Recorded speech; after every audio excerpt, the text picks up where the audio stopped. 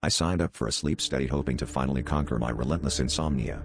The lab was sterile, with its white walls and humming machines, as if designed to lull you into a sense of security.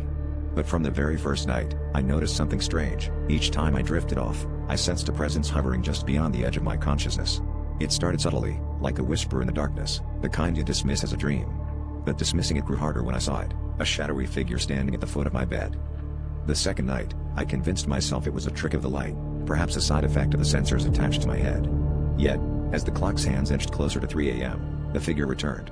It was darker than the shadows themselves, an absence of light that made my skin crawl.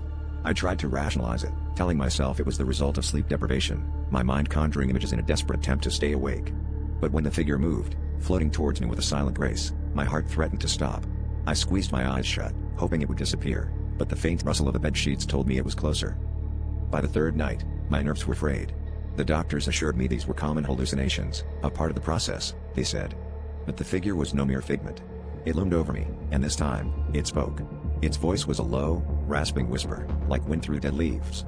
"You invited us," it said, "and now we are here to stay." I tried to scream, but the air felt thick and heavy, like a wet blanket suffocating my voice. The figure leaned in, and for the first time, its face emerged from the shadows, an amalgamation of eyes, mouths, and screams. On the final night of the study, I was resolved to confront whatever this was. As the clock ticked towards the dreaded hour, I sat upright in bed, determined not to sleep.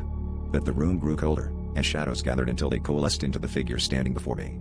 It reached out, and terror gripped me as I realized the truth. These were not hallucinations born of insomnia. Deep in the bowels of the sleep lab, I had unknowingly opened a door, inviting something ancient and restless into our world. As its icy fingers closed around my throat, I understood that this was no longer about sleep. It was about survival.